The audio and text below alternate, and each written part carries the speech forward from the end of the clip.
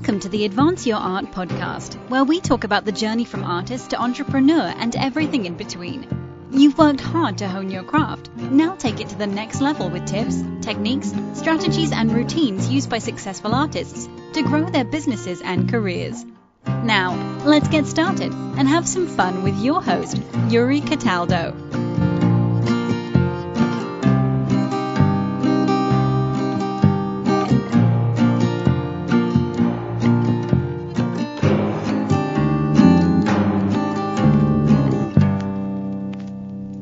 Good evening, Suzanne. Welcome to the show. How are you doing this evening? I'm doing quite well, thank you. How are you? I'm doing well as well. I'm just enjoying some nice fall weather. Yes, me too. Excellent. So I'd like to start by asking how you describe yourself and what you do. Well, like most people, I would describe myself through the work that I do. So I'm a writer and also a writing professor at Appalachian State University in Boone, North Carolina. I'm 36 and I am the mother to 3 really ornery pets. Excellent. So writing and a professor. Yes. Well, I guess let's unpack one of those. Okay. What made you want to become a writer?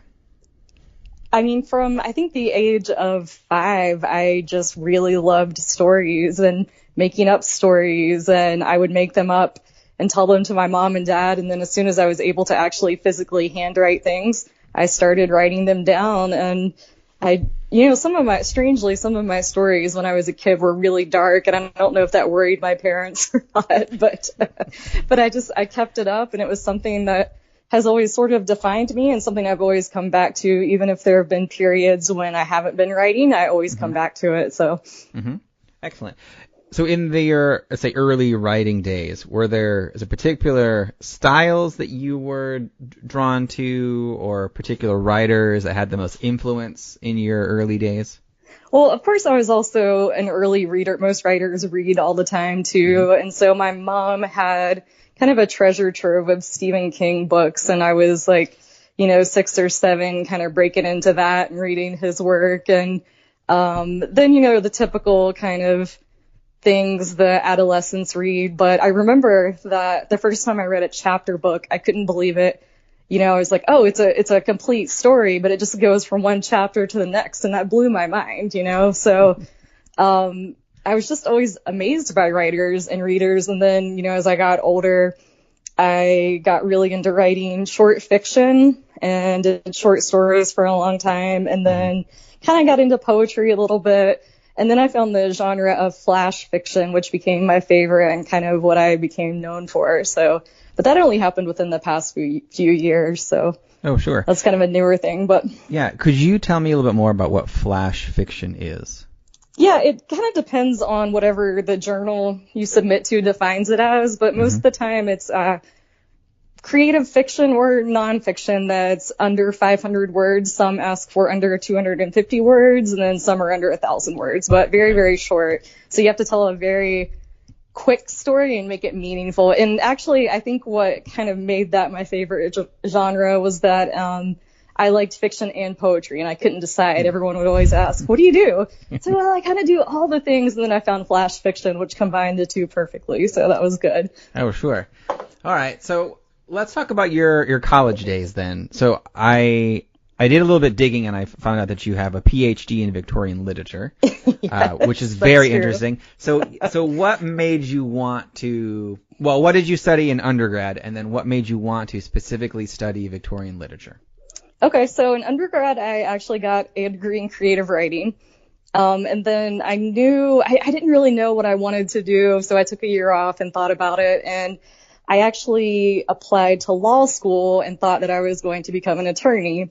Mm-hmm. And then I think it was about 2 weeks before I'd gotten into a school where I wanted to go, and I was supposed to move there in 2 weeks. And I just had this complete panic and just knew in my heart I wasn't supposed to do that. Mm-hmm. And so I called the school, told them to give my spot to someone else, and then made frantic phone calls to my alma mater, which is Marshall University in West Virginia, and begged them to let me apply late and come back to their MA program in English. And they pulled a few strings. I was able to go back. I think that both my parents were a little upset with me because they wanted me to be an attorney. They were like, oh, our daughter is going to be an attorney. And then I just knew that I couldn't do it. It wasn't for me. And, I think that was good, though, because then someone who really wanted to get in got my spot, and I wasn't there just kind of wasting my time. So I went back and got an MA in, I think my MA was in contemporary American Lit. Mm-hmm. And then I went to Auburn for my PhD and had a class in Victorian Lit and just really, really enjoyed the teacher. And still wasn't really sure. I'm one of those people, I liked everything, so somehow I ended up picking the degree that required me to read the longest novels ever written. And so it was a challenge. It was quite a challenge. But I'm not sure why I didn't go into creative writing for a PhD, but I think it was because I enjoyed it so much and I didn't mm-hmm. want to kind of taint my enjoyment of writing with the fact that I had to do it. So sure. So, oftentimes getting a PhD in something like literature pretty much means that you need to become a professor. Was yes. that something then did you make that decision along the way, or was that something you decided after your PhD? Yeah, so my dad's a teacher, and I love my father dearly, but I grew up saying I will never be a teacher because I would see the things that he would go through.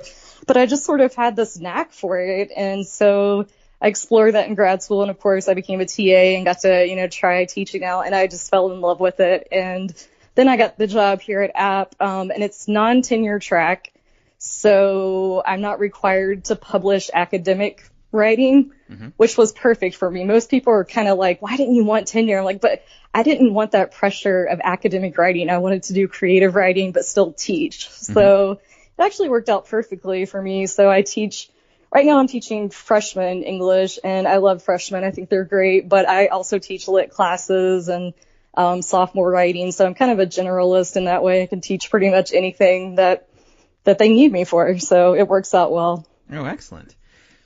So in 2016, you wrote a book called A Mad Girl's Love Song? Yes, that's true. Yes. So what is that book about, and what made you want to write that? That book is purely fiction, and I had always wanted to write a, purely fictional book, and so I just kind of went for it. It was one of those books, though, I liked it when I was writing it, but this happens all the time. And then as soon as I was done with it, I thought, oh, it's awful. It's mm-hmm. terrible. And I self-published that book. And so, my friends read it, my family read it, and that was pretty much it. So it didn't go very far, but I was still proud of it. I'd always wanted to write a book. So that was my first big thing that I tried to do. Sure. So you said you self-published this one in 2016. What did that mean in 2016, and why did you decide to self-publish it, and what did you do to self-publish it? So, of course, I had kind of tried to shop around for an agent and go the traditional route of most writers. And I had agents interested, but it just never got to that next step.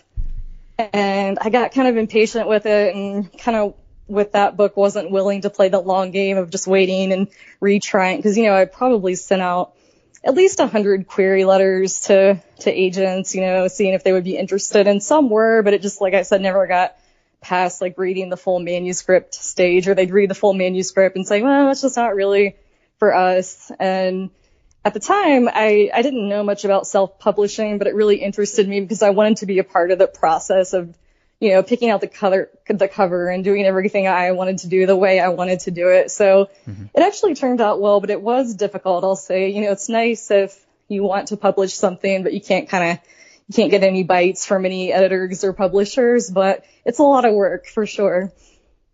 Oh, sure. Okay. And then so you have a new book that is coming out. So we're yes. recording this before it's released, but this podcast will be released after it's out. So it's going to be live on October 15th, called Frontal Matter, Glue Gone Wild. That's correct. Yes. So there's a very interesting story behind this. So could you please tell the listeners a little bit about what your story is about and what made you want to write this book? Yeah, of course. So, it's funny you mentioned A Mad Girl's Love Song, because after that, I kind of thought to myself, like, I don't really know if novel writing's for me. I prefer the shorter fiction, and I started getting into flash fiction. And I just had this past year, I had a stellar year. I got a lot of publications with flash fiction, and I was really happy with that. And I had no plans to write anything longer. I was happy with submitting flash fiction, getting that published. And, it's so short that people can read it easily. And, and then I'd be ready to write the next one, and I get bored easily. So, that was working out well for me. Then I guess it was 3 days after my 36th birthday, I went into a coffee shop. I was meeting a friend. It was December 18th, and we were having coffee, and all of a sudden my leg started to shake. I thought it was a Charlie horse, and I couldn't figure out what was going on. And my friend is an EMT, and so she lifted me up off the stools we were sitting on, because it would be dangerous for me to be, on a stool with my leg doing this crazy thing, and she put me on the floor. And then, I could actually see this, it was a seizure, and I could see it moving up my leg and my arm, but my mind was never affected. So I knew what was happening. I knew what was going on. But then I was paralyzed on my right side. And I thought, oh, this is not good. This is really bad. But I've had type 1 diabetes for 31 years, and I just immediately thought it was something to do with that, because with diabetes, having it so long, a lot of stuff can happen. But my friend rushed me to the ER, and they did a CT scan, and they came back within 20 minutes and said, you have a mass on your brain. And this was the most shocking thing, that I'd ever heard, of course. I had no other symptoms. I had a little bit of numbness and tingling in my foot a few days before, but again, I thought it was diabetes related, so I didn't really do much about it. And then, then my entire world changed. Everything just kind of went crazy. So Boone, where I live, is a little bit rural, so they didn't have the medical equipment needed to do a craniotomy, and so I was transferred to Winston-Salem, at Wake Forest Baptist Health, and they said, you're going to have brain surgery. And I'm in shock, just complete shock the whole time. And like I said, I had no headaches. They kept asking me, is your vision blurry? No, nothing like that. And so I guess it was 3 days before Christmas, I had brain surgery, and they took out a tumor. And I kind of thought that was the end of it. But keep in mind, I couldn't move my right side at all. And my right hand came back a little bit, but I couldn't walk anymore. So before that, I was playing roller derby, and I was very active. I was in the gym 6 days a week, and then suddenly I'm 36 and I can't walk. So it was very shocking. And so then, it was Christmas. I spent Christmas in the hospital, and they kept saying, well, we'll let you know if it's cancer or not. And in my mind, I was just sure it wasn't cancerous. I just knew I was fine. I didn't have anything to worry about. I was so healthy. And then at the beginning of January, when I was learning to walk again, the doctor came back and said that I had glioblastoma, which is the most cancerous and most deadly form of brain cancer. So another shock. Yeah. I'm still in shock, to be honest. But as soon as I found out about all of this stuff, I thought, I have to write this down. This is insane. I have to choose to put my story out there. And at that point, I didn't care if anyone read it. I was like, for me, I just have to write this down. But I still couldn't write. And so some of the weird things that happened to me after brain surgery was that everything was backward when I woke up. So my left hand, I thought, was my right hand. Like, everything had switched. And I tried to write my letters, and everything was backward. The letters were correct, but it was backward. And I was like, oh, I have some work to do. This is going to be tough. But I had a lot of therapists who worked with me. And so in the beginning, I just dictated the book to my phone through my voice because I couldn't type yet. And so through a lot of hard work, though, and just really pushing forward, I ended up, I'm able to walk again, and I can write again. And so then once I was able to kind of get my motor skills back to where they needed to be, I started typing out the book. Oh, wow. That's quite an amazing story. Yes, it's crazy. Yeah. So could you tell me a little bit more where the title itself, I get the frontal metal part, but where does the glue gone wild part that was come my from? mom's question. Yes. So like I said, the name of my cancer is glioblastoma.